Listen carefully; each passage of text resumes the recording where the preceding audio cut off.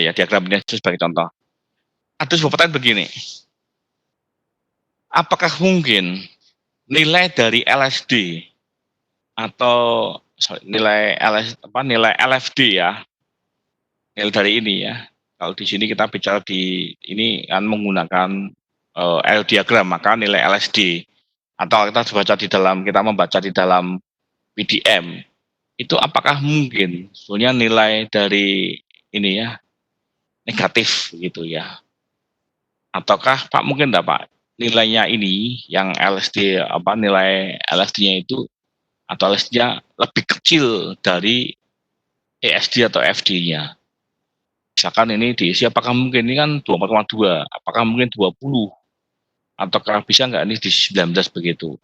Sebetulnya pada kondisi tertentu secara prakteknya itu mungkin. Artinya memang ada kemungkinan besar bisa lebih kecil. Tetapi kapan itu pertanyaannya yang menjadi masalah begitu kan. Nah, kapannya itu kalau ada sebuah permintaan dari owner untuk melakukan percepatan. Ya.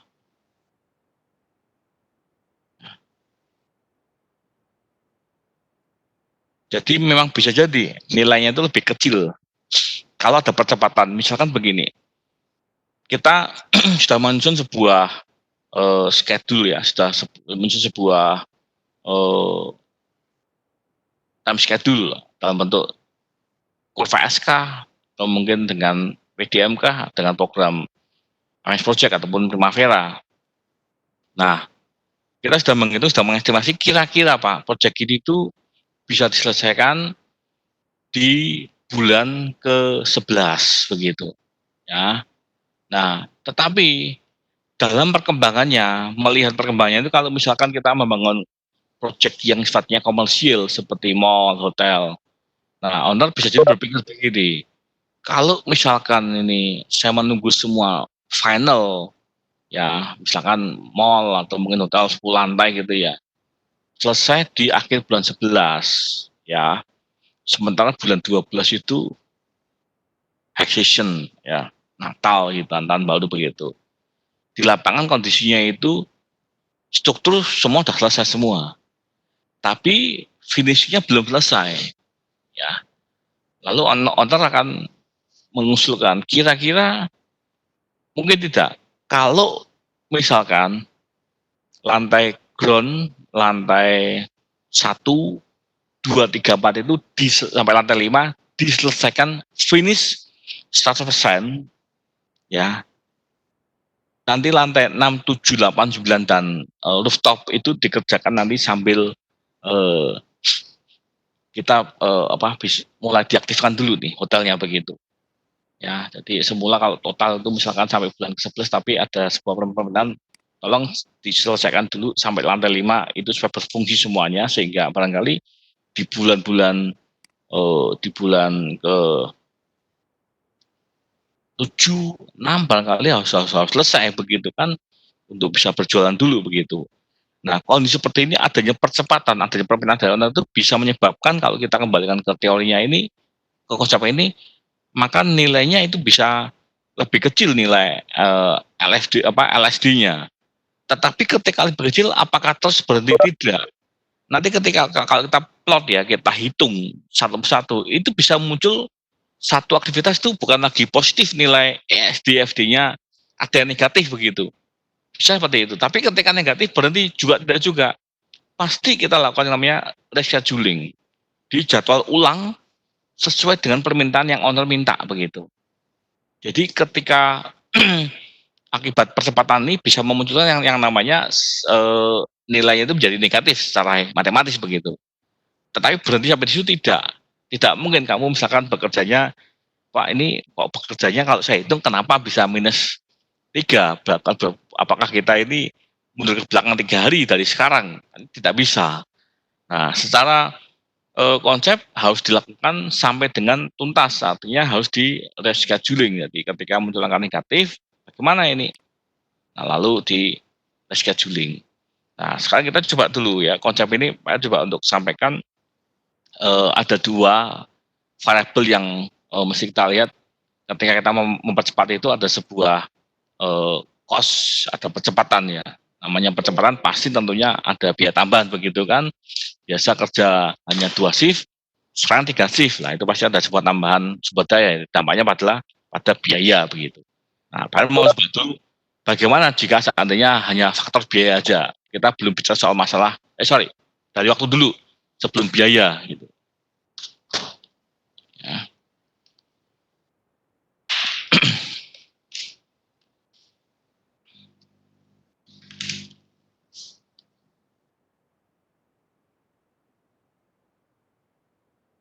Nah, atau kalau di dalam istilah project controlling itu adalah crashing atau compression itu. Kita bisa lihat dulu ya. Ini adalah sebuah kondisi ya.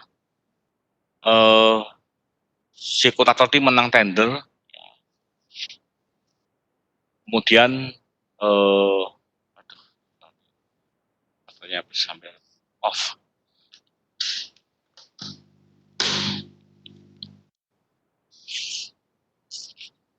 Ya. Nah, case-nya adalah begini. Kalau sebenarnya biaya abaikan dulu ya. Kita mulai tokoh dulu. Kalau kondisi normal, ya dia itu kan ada sebuah keterlambatan sebetulnya. Karena diminta itu harus selesai di 40 minggu dengan jumlah kontrak sebesar ya 9 juta sekian begitu kan. Nah, tetapi kalau dia tetap ada keterlambatan itu, maka setiap minggunya ada sebuah tambahan biaya 20.000 US dollar begitu kan. Nah sekarang kalau misalkan untuk mencapai 40 minggu dari adanya keterlambatan ini ya, yang mestinya selesai di 48 ya, itu seperti apa sih dampaknya? Pasti akan ada sebuah opsi, ada sebuah kondisi, akankah dibiarkan tetap di posisi 48 minggu dengan segala konsekuensinya, mungkin barangkali bisa rugi secara biaya, atau sebetulnya kapan sih yang paling optimal untuk dipilih ya waktunya yang paling ideal? Apakah memang harus 40 minggu? Ataukah bisa nggak, Pak, misalkan kita mengajukan waktunya 42 kah, 44 minggu kah, sehingga tambahnya tidak terlalu parah begitu kan. Nah, sekarang kita lihat diagram bawah ini. Ini adalah kondisi ketika eh, dibiarkan dengan jumlah minggu 48. Ya. Nah, kemudian kita lihat sama-sama. Nah, ini menggunakan konsep PDM. Ya. Kita lihat di sini ada selesai kan di akhir 40.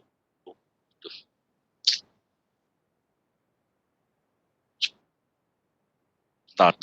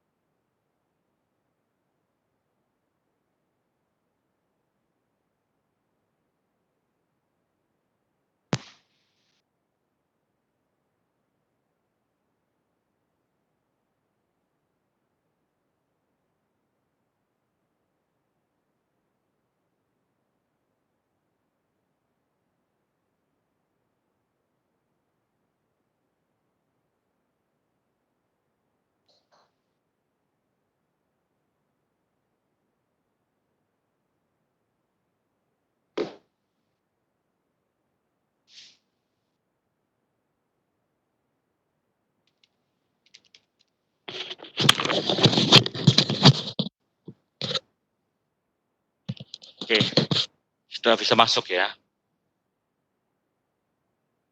Sudah, Pak. Saya baik, makasih. Nah, kondisi seperti ini kondisi memang dengan jumlah 48 minggu seolah-olah ya sudahlah delay biasa delay 8 minggu ya. Tapi sementara dia itu kan kontraknya 40 minggu sebetulnya. Ya. Kalau dibanding bagaimana kalau dibiarkan itu kan. Kita belum berhitung soal biaya, kita kan lihat sama-sama cara mengkompresnya gitu ya, cara mempercepatnya. Nah, sebetulnya ketika melakukan kompresi atau percepatan itu tidak serta-merta kita boleh memperpendek durasi pada semua pekerjaan. Nah, ada pertimbangan-pertimbangan yang masih dilakukan ya. Sebagai contoh seperti ini ya. Nah, sebetulnya dari jaringan yang sudah kita lihat sama-sama tadi, ada sejumlah pekerjaan atau aktivitas itu yang berpotensi untuk dipercepat, gitu kan? Contohnya B itu 11 normalnya, dia punya potensi dipercepat dari 9 minggu. C itu 8 normalnya, dia juga punya potensi untuk dipercepat jadi 6 minggu. Lalu D normal 5 minggu, dia punya potensi dipercepat menjadi 3 minggu. G itu 11, kemudian bisa dipercepat menjadi 7 minggu. I 10 normalnya punya crash time 8 minggu begitu. Nah, sementara kita lihat untuk sebentar kita abaikan dulu yang kolom paling kanan ini. Ya, kita abaikan dulu ini yang biaya ini kan. Kita lihat dulu waktunya aja sebentar ya. Nah, bagaimana cara mengompresnya atau mempercepat atau melakukan rescheduling? Nah, step pertama adalah ya, memang idealnya itu kan kalau kita mempercepat ya pasti ada biaya yang mesti kita pertimbangkan. Mana yang paling optimal ya? Kita bicara sebisa mungkin ya paling rendah ketika sudah berjalan proyeknya begitu. Tapi ketika belum ya kita pilih yang optimal. Nah, kita coba lihat satu-satu ya.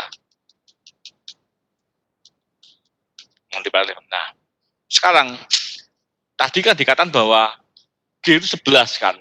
G 11 minggu dia punya potensi dipercepat menjadi 9 minggu. Nah, Pak, kenapa nggak sekaligus kita mesti menghitung lagi dengan jaringan yang sama? Sekarang G kita coba percepat itu. Ya. Yang semula 11, tadi berapa ya? 10 ya? 11 ya 9, sorry. Betul lah ya. Nah, ya. 11 ya. G itu 11. Yang B juga 11, 9 ya. Sekarang kita coba dulu hitung ulang. G itu 11 ya. Nah, kita coba mampatkan menjadi 8 ya. Karena dia kan 11 sampai 7, berarti kan yang punya 4 minggu untuk dipercepat. Tapi kita tidak pakai maksimal dulu, tapi kita pakai jangan dihabiskan dulu semuanya. Artinya coba dulu G 11 menjadi 8 minggu. Ya, ternyata waktu kita menghitung ulang dengan G durasinya 8, itu kita masih ada keterlambatan. Ya, tapi lebih pendek lah. Semula 48, sekarang jadi 45. Berarti ya ada efisiensi selama 3 minggu. Tapi apakah ini paling optimal sebetulnya secara durasi? Bisa jadi belum optimal. Ya, artinya masih ada potensi untuk mempercepat pekerjaan yang lain begitu kan. G kita sudah pakai selama 11,8, tadi 3, kita sudah pakai 3 minggu ya. Kita coba lagi berikutnya sekarang ya. Sekarang G-nya kita sudah pakai D-nya sekarang ya. D itu tadi semua berapa tadi ya? Sebenarnya coba dulu ya. Ya, D jadi 4. Tadi itu di awalnya berapa? 5 ya. D itu juga punya potensi untuk dipercepat kan. Nah, kita pakai 1 minggu dulu. Tapi ketika dipercepat 1 minggu, kita lihat dampaknya apa kira-kira. Tadi G kita sudah percepat ya 3 minggu. Tahap kedua D-nya kita juga percepat juga menjadi 5 jadi 4. Kita hanya pakai 1 minggu. Dampaknya apa kira-kira yang kita bisa lihat dari gambar ini?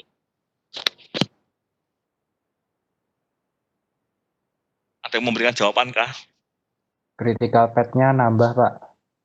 Ya, ada beberapa aktivitas yang semula tidak kritis jadi kritis. Ya, B itu semula enggak loh. Ya, kita lihat ya diagram yang kedua ini. Yang pertama tadi ya. Ya, B itu enggak kritis sebetulnya awalnya. Dengan mempercepat G itu tidak banyak pengaruh, artinya secara critical path-nya, tapi durasinya berkurang betul. Tapi ketika D kita kompres 5 jadi 4, maka B dan ini jadi critical path, jadi kritis begitu. Sisi lain apa yang kedua? Waktu delay-nya jadi berkurang kan, 4 minggu. Nah, dari mana ya? Kita mesti ngitung ulang lagi. Dengan durasi D jadi 4, D8 kita ngitung ulang lagi. Sampai ketemu nanti berapakah nilai di akhirnya. Ini optimalkah? Belum juga. Kita masih punya aset yang lain. Aset dalam arti waktu ya. Yang dimiliki beberapa aktivitas yang kita bisa pakai percepatannya.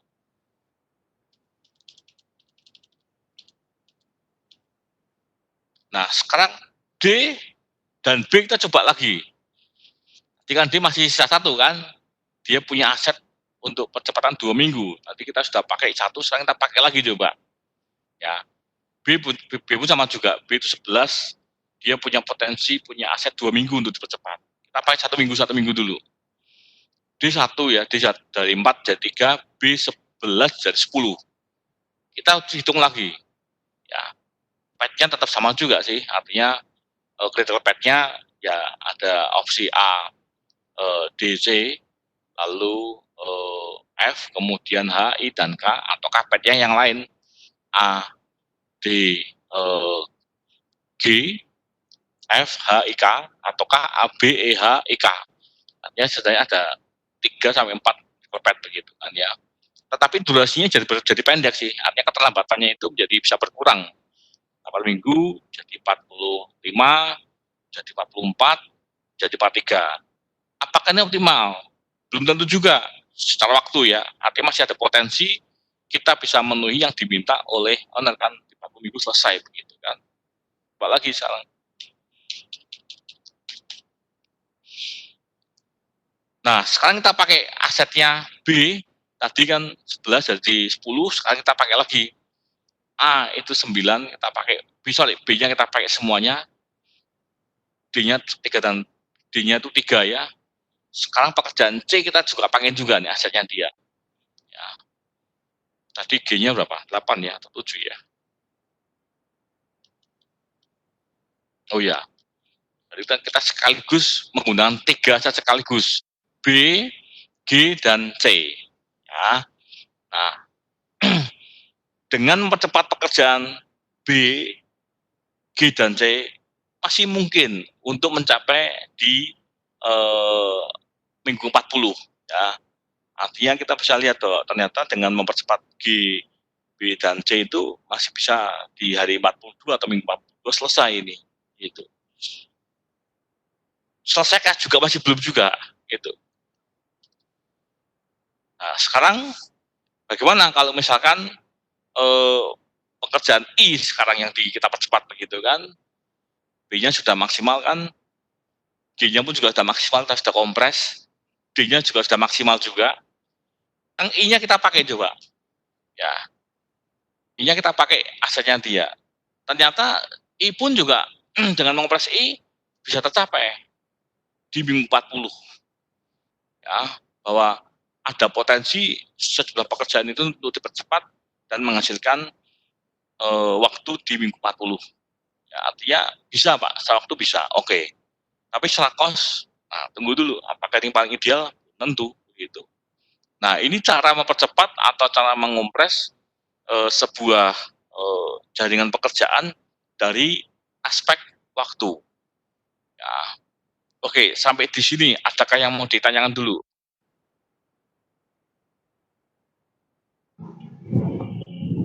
Pak mau tanya Pak, Michael mau tanya. Ya Michael. Itu menentukan apa misalnya B, D, G, C, terus I itu yang dikompres-kompres itu Bebas atau gimana ya Pak? Atau ada aturannya atau gimana Pak? Nah, biasa, maaf, secara yang secara konseptual dulu ya, yang berpotensi dikompres itu kalau di jaringan ini pasti kan yang critical path. Mengapa critical path yang bisa dikompres? Karena dia yang menentukan panjang pendek durasi. Itu yang pertama.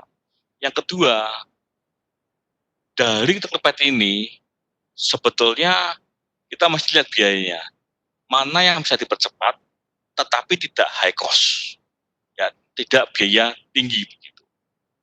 Ya, jadi waktunya bisa tercapai. Tapi kalau biayanya sampai 2 kali lipat, lalu bagaimana? Masalah tambahan cost-nya begitu kan. Memang ending dari percepatan itu ada dua solusi, dua pilihan. Ya. Kalau kita itu sebagai kontraktor pemula, yang baru bekerja, barangkali oke lah Pak, saya waktunya bisa saya selesaikan on time, tetapi mungkin saya tidak ada profit yang besar atau bahkan mungkin impas atau mungkin estimasinya rugi. Ya. Tapi kalau sisi lain bagi pelaksana yang mungkin sudah settle, ya oke Pak, saya nggak mau rugi banyak ya, tapi saya juga mau artinya terlambat 2 minggu masih oke lah Pak, saya masih dengan owner masih dimaklumi, artinya masih bisa membangun, masih bisa mendapatkan pekerjaan berikutnya, sehingga mungkin saya akan ambil opsi yang paling optimal, pelambatan tidak terlalu jelek, tapi saya masih profit begitu. Itu ending dari percepatan. Nah, artinya mana yang mau dipercepat? Itu pertimbangan adalah satu, itu di critical path, yang kedua dilihat biaya yang paling rendah untuk mempercepat. Nah, mau lembur, Pak lembur ya, tapi cari dong lembur di pekerjaan mana yang paling minimal biayanya, bukan yang paling optimal ya kan, kalau tidak mau rugi kan. Nah, jadi milihnya adalah satu di critical path, yang kedua cari pekerjaan yang biaya percepatannya rendah. Begitu Michael. Mau tanya lagi Pak, untuk yang Ya, biaya oke. percepatannya rendah itu kita bisa taunya dari mana ya Pak berarti Pak? Nah, kita mesti simulasikan satu-satu. Sebetulnya yang tadi PR skip itu adalah opsi-opsi memutuskan dari sekian biaya percepatan mana yang mau dipilih. Nanti Pak jelaskan tahapannya. Ya. Baik Pak, terima kasih Pak. Ya, makasih kembali. Oke, ada lagi yang lain yang mau bertanya soal masalah mempercepat dari aspek waktu dulu? Adakah pertanyaan?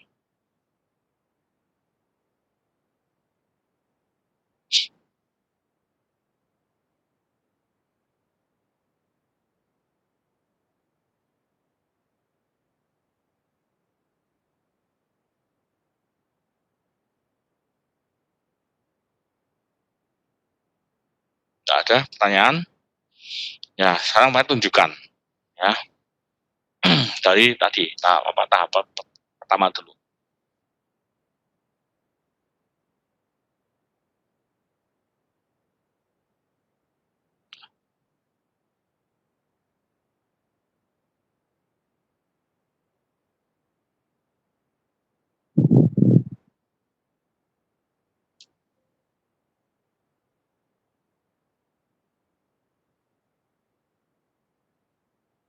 Sekarang kita coba lihat sama-sama.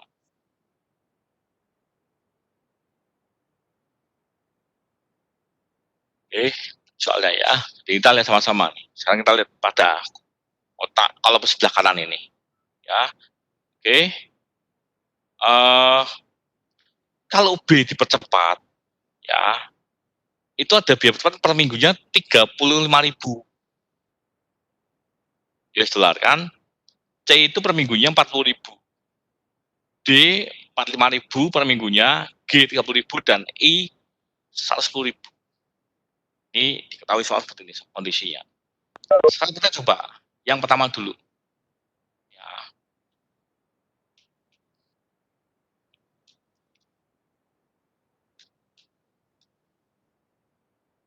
Oke. Nah, kita coba lihat dulu dari beberapa aktivitas ya yang berpotensi kan. Kita lihat pada yang critical path dulu. Ya. D, G, dan I. D itu punya potensi 2 minggu, tapi per minggunya 45.000, G-nya 4 minggu itu per minggunya 30.000 dan I-nya itu 2 minggu per minggunya 110. Sekarang kita lihat dari 3 aktivitas ini di G ini mana yang paling murah?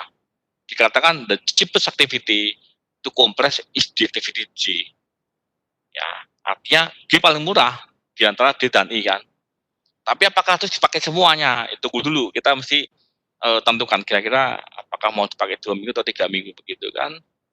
Nah, kita coba sekarang pakai ini. Seandainya ya kita pakai 3 minggu, ya, maka sebetulnya kita akan dikenakan biaya percepatan kan. 30.000 kali dengan 3, 90.000. Ya. Tapi durasinya jadi 45 minggu. Oke. Udah beres kan ini kan, artinya dengan GT percepatan itu kita akan ada extra cost 90.000. Jam 45 hari. Sekarang kita coba kompres yang kedua. Yang kedua kan D 2 minggu, terus seandainya C itu juga kita pakai juga, G-nya kita pakai juga karena dia masih punya 1 minggu kan. Ya, tadi kan C sama juga kosnya 35.000 minggu, G-nya juga 30 C-nya berapa ya? C-nya itu kena biaya 40.000 ya percepatannya. Sekarang seandainya ya opsi kedua kita pakai ini B-nya 2 minggu ya percepatannya, C dan G-nya itu adalah sama-sama punya 1 minggu ya, masih punya aset kan ya. Tapi bersama-sama kita untuk dikatakan bahwa must be compressed together if the rule for is to be certified begitu kan. Sama-sama digunakan C dan G. G-nya masih punya 1, C-nya 1, I-nya 2 minggu. Ternyata kita pilih mana yang paling murah. Apakah mau pilih D per minggunya 45.000 ataukah C dan G sama-sama ini 70.000 kan? Ya tentunya kita pilih yang paling murah dulu dong. Ya. The cheapest activity price is the activity D. Kita bandingkan nilainya ini. 1 minggu aja deh, sama-sama kita 1 minggu menggunakannya kan. Nah, terus kita gambar lagi, kita hitung. Berapa sih cost-nya? Ternyata tahap kedua ini kita kena cost 45.000 1 minggunya karena akibat dari mengompres mempercepat pekerjaan D ini. Tapi durasinya jadi pendek. 4 minggu. Ya, D-nya jadi 5 jadi 4 kan. G-nya tetap dulu ini. Ya, kita pilih yang paling murah. Terus tahap ketiga berikutnya lagi, C3. Bukan C2, C3 atasnya ya. Sekarang D-nya masih punya 1, B-nya 1, tapi kita punya combine, punya beberapa pilihan. Apakah kita pilih B dan T, D dengan mempercepat 1 minggu? Ya. Ataukah kita pilih opsi kedua, sama-sama mengompres 3 pekerjaan sekaligus, B, C, dan G 1 minggu, tapi per minggu akibat percepatan itu kita membayar 105.000. Ataukah kita hanya mau pilih yang I, punya 2 minggu dia, tapi kita kena cas, kena biaya 110.000 per minggunya. Cari yang paling murah lagi. Beda dia opsinya. Ya, ini kita yang ketiga kali kompresnya. Ternyata 43 minggu kan, kita kena cas 80.000 per seminggunya, per minggunya ini. Nah, B dan D kan kita sepakat kan, nanti kita gunakan 1 minggu. Karena D masih punya 1 kesempatan, 1 aset lagi 1 minggu. G-nya 8, B-nya 11 dari 10. Waktunya menjadi berkurang kan, 43 minggu. Lalu, yang keempat, tadi kan BCG masih punya kesempatan ini, untuk dikompres lagi kan, I-nya yang belum berubah sama sekali. Nah sekarang, kalau misalkan B, C, dan G itu dikompres bersama-sama, dan paling murah dibanding dengan I, kita pilih yang paling murah lagi.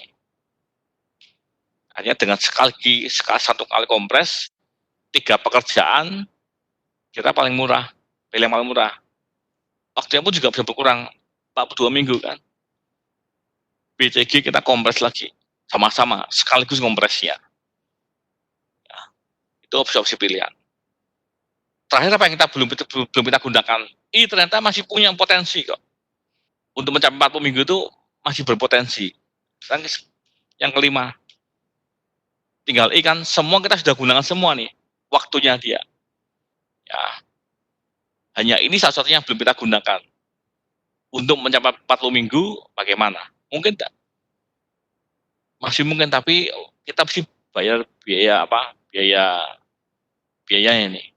Ya, 10. Sehingga ternyata ya, ini mesti 2 ya, bukan berapa? Sorry. 10 jadi 8 ya. 20 mestinya ya. Jadi 5 itu. 40 minggu kan. Ya. Nah, dari sini kita bisa lihat, Pak, bagaimana nih korelasinya dengan masalah biaya total di nilai kontraknya. Kita sudah banyak opsi kan.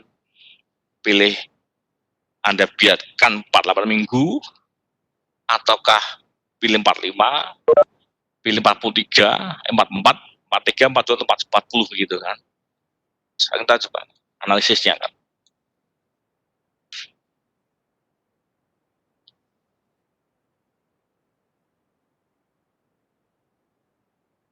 Nah, seandainya ya tadi ya, kan tadi di soal sudah dituliskan bahwa ada biaya 7140 kan, gitu.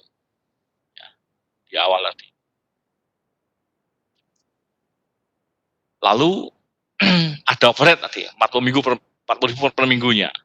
Ya. Profitnya sekian. Tentunya sekian. Ya, itu tadi soal ya. Seandainya kita biarkan ini kondisinya tetap dah Pak, dah Pak Dili dah Pak 4 minggu. Ya, sudah terlanjur, anggaplah baru pernah mau bagaimana lagi gitu. Misalnya Anda biarkan kondisinya. Ya, overhead itu kan depend on dari per minggunya. 48 kali 40 ribu gitu kan, ketemu sekian. Ya, dari cost-nya itu kan untuk bayar upah dan sebagainya. Ya, lalu kita hitung. Ya, karena di hadapan selesai di minggu 40, kita ada di 8 minggu, maka ada biaya untuk menggantikan ini biaya apa, cas begitu, liquidated damage 8 minggu alias 20 ribu. Sekian. Sementara nilai totalmu adalah sekian. Kalau kamu biarkan, dah opat lambat Pak 4 minggu. Nilaimu sekian, nilai total dikeluarkan oleh pelaksana gitu kan. Sementara kontrakmu hanya sekian. Apa akibatnya? Kamu rugi loh. Oke. Ya. Ini akibatnya kalau kita membiarkan dah terlambat tidak apa-apa, tapi kamu rugi. Ya. Nilai kontraknya hanya 910, tapi kamu keluar biaya 9220. At least artinya kita rugi. Tapi bagaimana kalau setelahnya 45? Ya. Ya karena lagi-lagi waktumu jadi berkurang, tapi dari cost-nya berubah kan, karena ada pengurangan akibat penggunaan sumber daya kan, tapi overhead-nya jadi berpendek, lebih murah sebetulnya. Ya, 5 ya 5 minggu sekarang kan, kerugiannya kan 45 minggu, 45 dari 40 begitu kan. Nah, kita hitung sekarang biaya sekian, kontrakmu sekian, masih profit, masih 60 ribu, tapi kamu terlambat 5 minggu. Terus sekarang seandainya ya di 44 ya, oke, sama terlambat juga, tapi mungkin lebih kecil lah biayanya lah ya. Totalnya sekian, kontrakmu sekian, profit enggak? Profit dong, 75. Tapi masih terlambat, masih delay lah 4 minggu. 43, bagaimana kondisinya? Nah, profitnya hanya 55 ribu US. Kalau mau terlambat 3 minggu. Tapi kalau seandainya 42 bagaimana? 10 ribu. Kamu profit 10 ribu aja itu. 40, kamu nggak kena denda, ya, tapi kamu jadi apa? Loss-nya 90.000 guys. Nah, ini sebuah pilihan-pilihan yang waktunya bisa on time, Pak. Tapi saya rugi, Pak Her. Nah, ketika rugi ini kembali posisi kamu sedang apa? Apa kamu sebagai seorang pelaksana yang sedang membangun membranding image sebagai pelaksana baru, usaha baru, oke lah Pak, cincin lah Pak. Waktunya saya on time, tapi kan rugi tidak apa deh Pak. Mungkin next project saya akan dapat Pak dari owner yang sama mungkin seperti itu. Ataukah kamu sebagai seorang pelaksana yang memang artinya sudah running well begitu ya? Daripada saya rugi, waktunya bisa on time tapi rugi, mungkin aja saya pilih aja Pak yang tengah-tengah atau mungkin yang paling maksimal ya barangkali bukan 43, tapi mungkin saya pilih 44 aja deh Pak. Saya masih bisa profit 45.000, setelah sebulan saya berhitung ya barangkali profit saya berkurang ya, dan juga tidak terlalu jelek lah Pak. Mungkin aja sih pertimbangannya 1 bulan masih oke begitu ya. Tapi kalau yang 45 mungkin bukan pilihan begitu. Tapi bisa jadi akan jadi dipilih juga begitu kan. Profit 60 tapi satu bulan lebih 1 minggu kan delaynya begitu. Ini sebuah keputusan, artinya analisisnya adalah kita udah menghitung semua kondisinya, tetapi keputusannya ada di pelaksana sedang dalam tahap apa begitu. Kalau kita hanya sekedar membangun image, baru membangun image ya choice-nya ya tadi ya. Apakah sama sekali kamu mau bekerja tata profit, ataukah kamu mau bekerja on time ya, kamu ada keterlambatan tapi masih ada profit sedikit ya. Tapi dalam hal ini tidak ada pilihan Pak, kalau begitu pilih aja Pak yang do nothing Pak. Nggak bisa, posisinya sudah menang tender begitu. No, nggak bisa begitu. Ya. Ini Michael, beberapa merespon tadi yang kamu tanyakan, bagaimana mana mau dikompres tadi, minimal dari tahapan-tahapan sebelum analisis itu itu pilihan-pilihan yang bisa dilakukan. Mana yang mau dikompres itu pasti lihat pada biayanya. Begitu. Baik, itu yang respon dari tadi apa yang Michael tanyakan. Pak mau tanya lagi Pak. Ya. Mengenai yang biaya denda dari keterlambatan itu, kalau semisal keterlambatannya dengan alasan semisal seperti cuaca atau kondisi-kondisi tertentu begitu Pak. Nah itu apa kemudian biayanya itu berlaku di kita kena ke biaya itu atau bagaimana itu Pak? Nah, sebetulnya kalau keterlambatan karena cuaca ya, kira-kira Michael sebelum Pak jawab, kamu bisa tidak membuktikan bahwa karena cuaca kamu terlambat?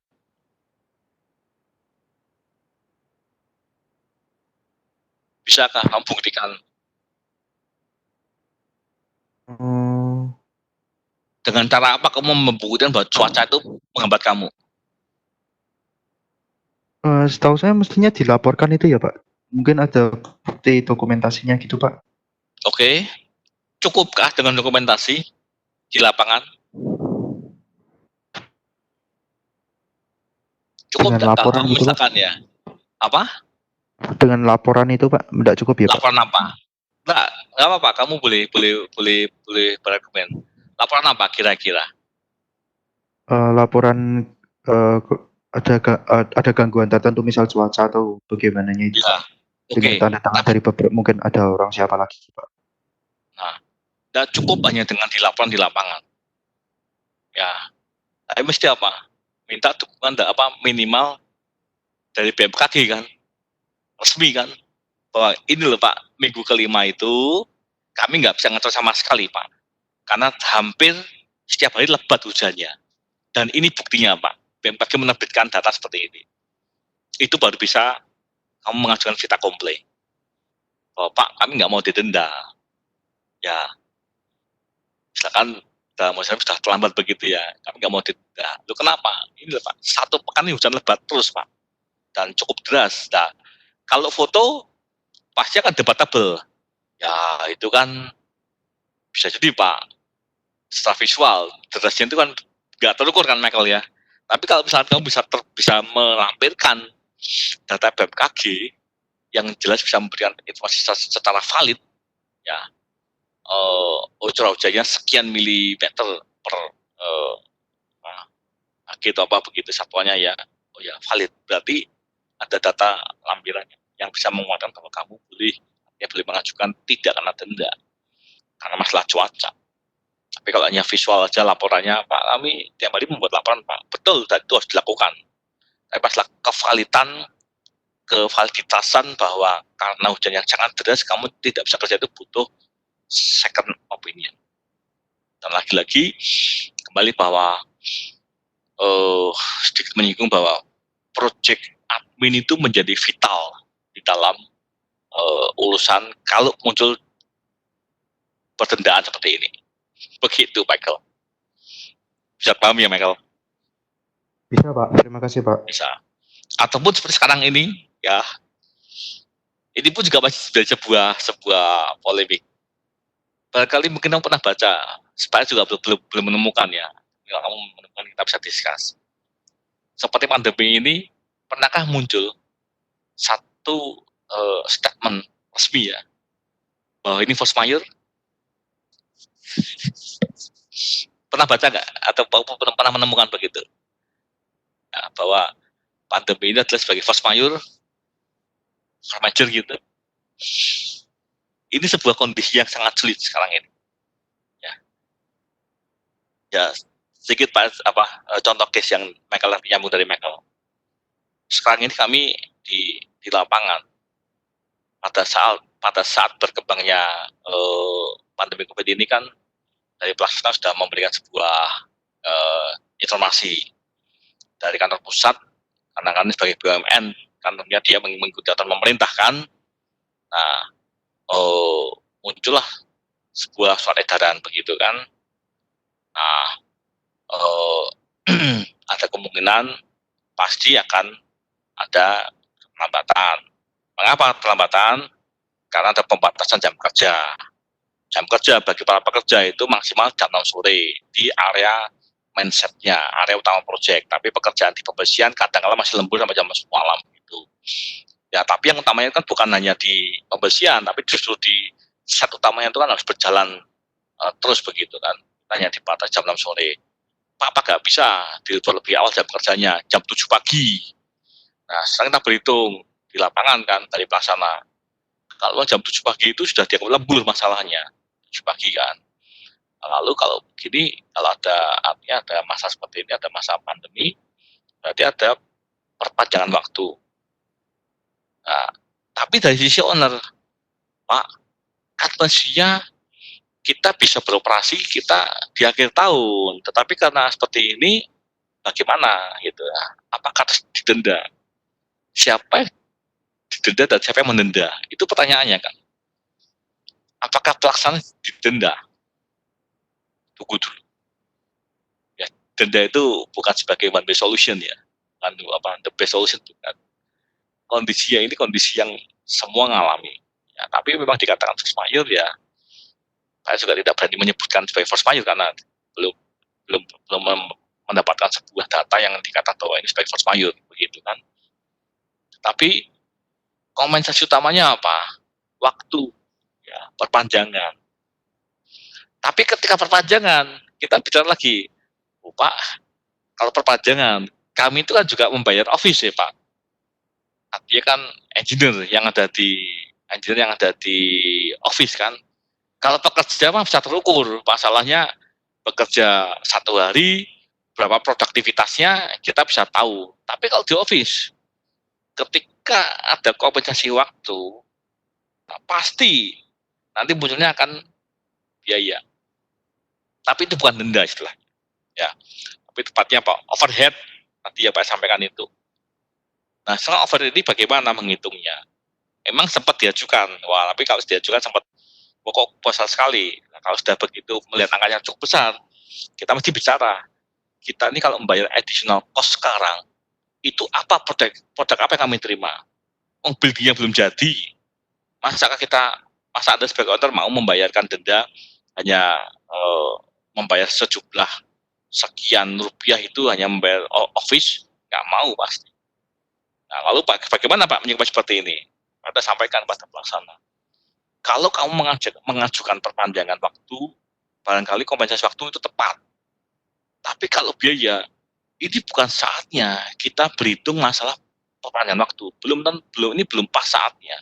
Nanti kita akan bicarakan itu, kita akan selesaikan setelah deadline project yang seharusnya itu sampai berapa lama perpanjangannya.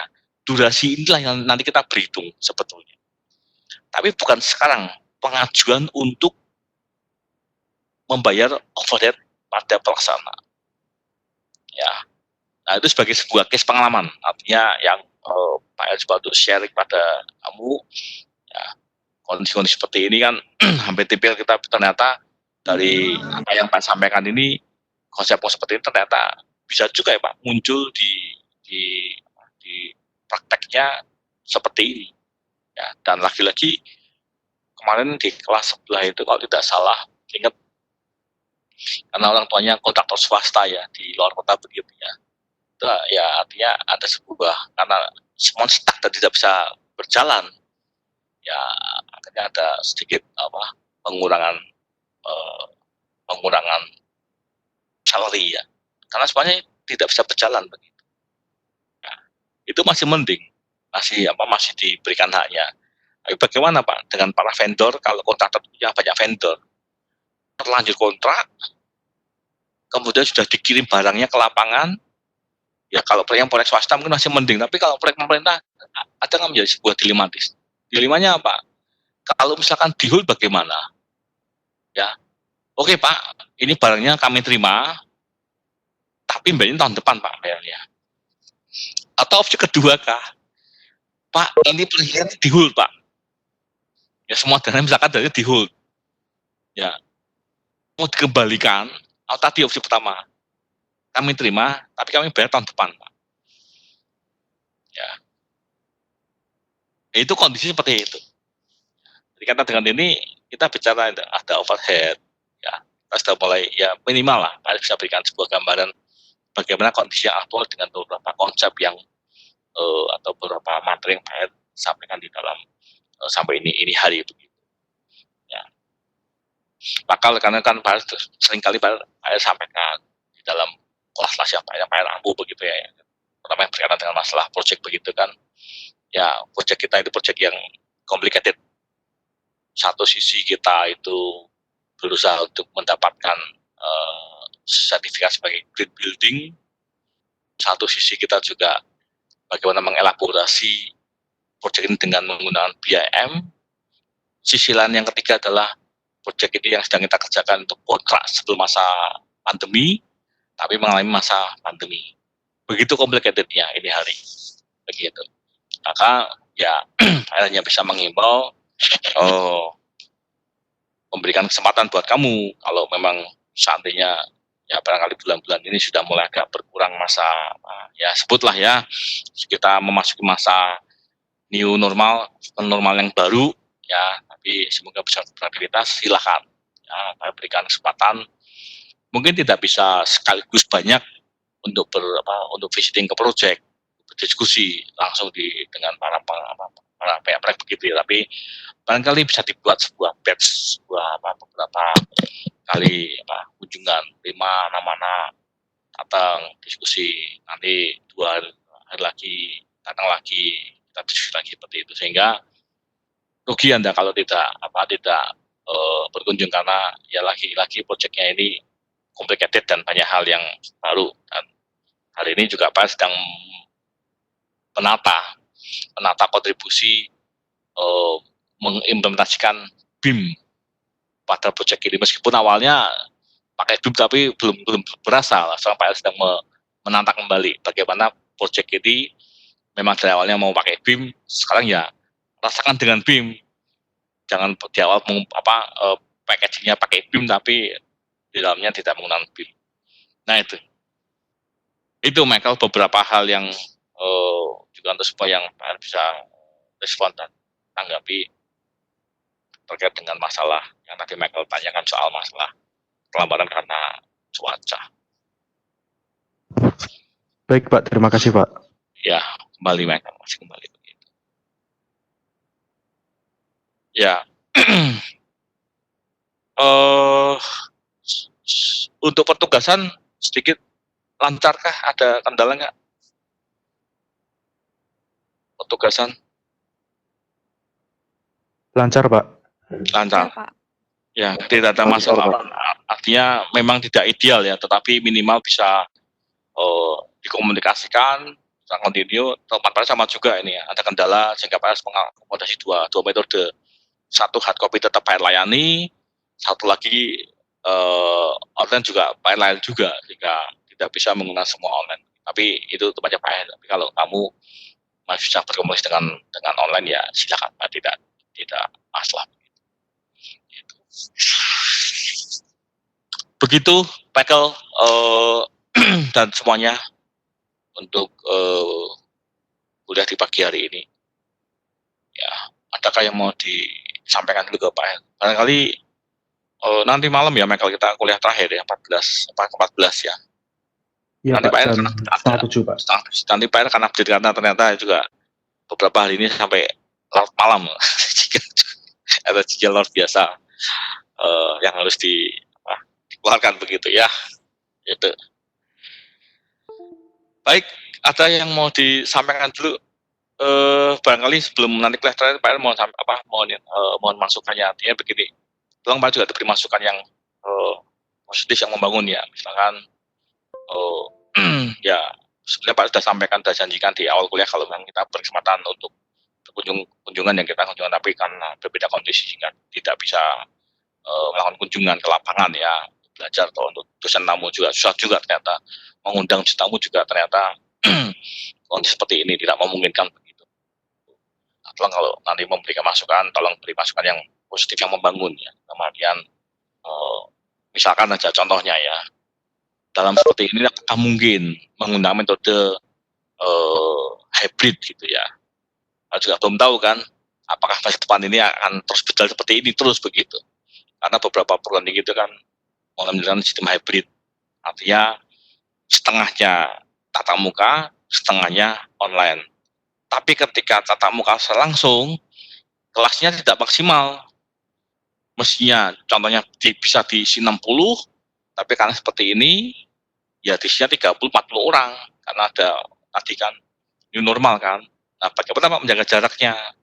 Barangkali kamu pernah lihat kan ada anak-anak TK untuk menjaga social distancing itu kan menggunakan sayap gitu kan, supaya tidak bertabrakan begitu kan. Nah, dia tolong beri masukan yang positif yang membangun untuk Pak Hermawan sehingga next semester itu pasti akan lebih baik lagi.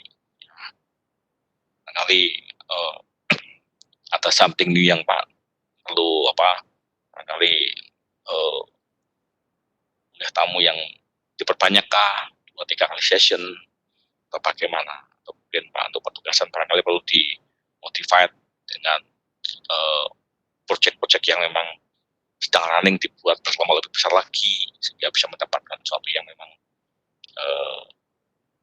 lebih positif lah begitu. Jadi berikan sebuah masukan, saran yang membangun. Kekurangan pasti ada, ya pasti ada lah. Dan tidak semuanya sempurna. Ya, begitu Michael dan semuanya. Jadi kalau memang belum ada pertanyaan, Pak El akan session akan akhiri. Nanti malam kita akan ketemu kembali untuk pertemuan yang terakhir. Begitu, bisakah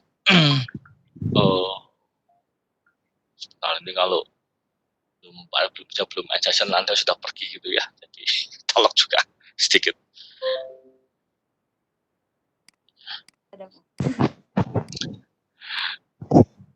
Pak Her, Yo, Mungkin bisa minta materinya untuk pertemuan 13 dan 14 kalian bisa nanti saya kirim untuk mungkin ya, baca-baca dulu Pak. Baik, Pak El masih ada satu materi yang belum Pak El genapi ya. Tadi Michael tuh masalah mungkin nanti 14 Maret mungkin akan sedikit singgung masalah kurva S dan analisis kesehatan pekerjaan yang ada di lapangan. Nanti mungkin Pak R akan minta ke lapangan untuk bisa share sama kamu pas ini. Itu Michael, Pak R sudah masih note masih ingat belum sampaikan itu ya. Ya baik Ya, Pak. Michael, nanti kan Pak R share. Ya. Pak, untuk yang kunjungan ke lapangan itu Ah. dibatasi berapa orang per kloter ya, Pak? Nah, kalau memang berminat, ya maksimal lah ya. Kalau Pak Ernest itu barangkali jangan lebih 1 kali kunjungan lah ya. Jangan lebih dari 8 atau 10 orang ya. Maksimal 8 deh. Karena di lapangan itu kan ada mahasiswa yang sedang KP juga. Yang sekarang ini ada sekitar 9, 5 dan 4 yang akan masuk. Ya berarti maksimal lah. Kalau Pak boleh nggak 10, ya udah maksimal jangan lebih dari 10 orang. Ya, kalau Michael berminat, atau kelasnya dan berminat, silahkan komtingnya bisa minta bantuan ke Michael ya, untuk Pak minta tolong diorganize. Nanti Pak akan jadwalkan. Yang pasti tiap hari Kamis sore kami rapat, jam 4 sore, nanti sore saya rapat. Ini hari Selasa, besok sore. Pak rapat jam 4 sampai jam 5, jam 6 lah rapat begitu. Ya, nanti Pak akan arrange waktunya supaya bisa beberapa kali kunjungan. Nanti Pak akan arrange dengan, mungkin kalau mau ya, karena ada sedikit ya struktur ya, nanti mungkin Pak jadwalkan setelah tanggal 15 kalau kamu memang mau berkunjung begitu. Setelah 15 Juni ya, nanti Pak akan schedulekan. Ya, mau beberapa kali silakan. Nanti seandainya pun Pak ada di set, pasti akan kontakkan dengan MK dan dengan pelaksana. Ya, begitu Michael. Baik Pak, terima kasih Pak. Ya. Baik, dengan demikian saya bisa akhiri ya, dan terima kasih untuk perhatiannya, untuk waktunya. Sekali lagi selamat beraktivitas dan semoga sehat selalu ya semuanya. Oke. Yuk. Terima kasih Pak. Sama-sama. Terima kasih Pak. Ya, mangga.